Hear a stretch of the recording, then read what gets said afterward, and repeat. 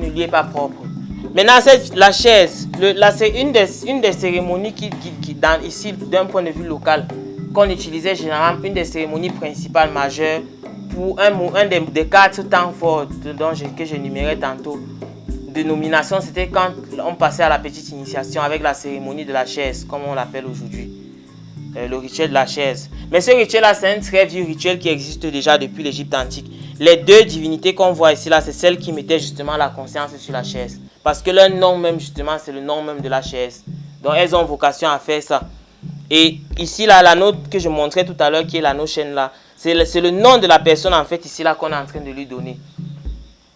Dans ce cas de figure, on lui donne 2 noms. Celle-ci lui donne un nom précis et un autre. Et généralement, ce sont des images qu'on va retrouver même quand on fait les cérémonies de la chaise. On va retrouver 2 personnes qui bénissent la personne en lui donnant... Et après, on va lui donner un nom. Dans la tradition, on va lui donner un nouveau nom. Sauf que même pour les initiés même pour des personnes qui se sont assises sur les chaises à qui on a donné un nom, et parfois elles n'utilisent même pas ce nom-là. Donc du coup, ça devient complètement inutile. Alors que quand tu donnais ce nom-là, c'était pour t'aider à te fortifier énergétiquement parlant. Mais ça devient du folklore où on a fini le rite. La personne rentre. Si elle s'appelait, je ne sais pas, Gaspard, on reste Gaspard comme avant. Donc en fait, ce ne sont pas des rituels qui sont anodins. Ce sont des rituels qui sont faits pour vivifier le nom de la personne. Pourquoi? Parce que, comme je disais tantôt, si tu n'as pas le vrai nom, tu n'es pas encore né. Or, ces noms-là ont vocation à être pérennisés. Parce que la seule chose qui nous reste aujourd'hui, c'est son nom. Qui nous reste quand on part, généralement, ce sont nos noms. Bon, plus tard, quand tu meurs, voilà, le bas qui est la partie justement de l'être humain qui s'envole, un des champs informationnels qui quitte l'âme du corps, quitte avec son nom. Pourquoi? Parce que c'est ce nom-là qui va pouvoir être, qui continue même après la mort à être le réceptacle informationnel de la personne. Donc quand on fait le rite des ancêtres, là, on l'appelle, puisqu'on connaît son nom, on l'appelle. Donc c'est tous les rituels de momification là qui visent généralement à canoniser l'être humain.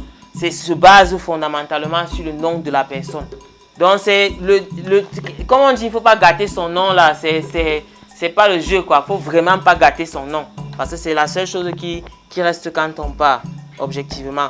Et donc à l'époque en Égypte, on a trouvé le nom de quelqu'un dans un cartouche. Et le cartouche, là on dit souvent que c'est le serpent qui se mord la queue. Et le serpent là toujours, c'est la même, ça renvoie à ce que sur le placenta, c'est la membrane, c'est la membrane cytoplasmique et tout ça là.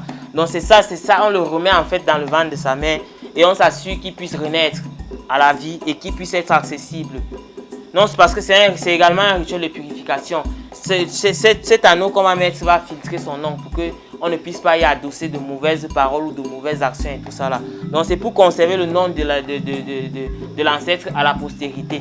Donc pour quelqu'un qui a toujours fait un bon travail dans la communauté, on va chanter son nom, on va le célébrer, qu'il soit vivant ou qu'il soit mort. C'est pour lui donner de la force, c'est pour le fortifier. Même qu'il soit vivant ou qu'il soit mort. Et on retrouve d'ailleurs des représentations comme celle-ci. Généralement, quand les gens partent en boîte, le DJ dit toujours, tout le monde lève les mains. Bon, les gens lèvent aussi les mains. Ils ne savent pas vraiment à quoi ça sert. Bon, ça, c'est un vol énergétique terrible.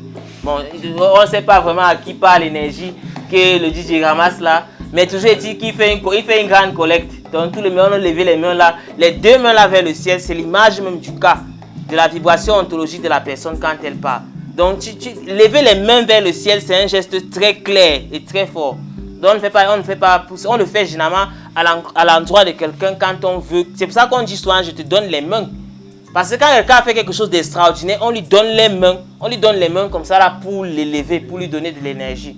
Oh bon, je viens aller en boîte, le DJ aussi. Il fait d'abord la coupe d'un bandit. Après il dit tout le monde levez les mains. Bon, tout le monde a les mains au ciel. Bon, après c'est chacun qui sait ce qu'il fait.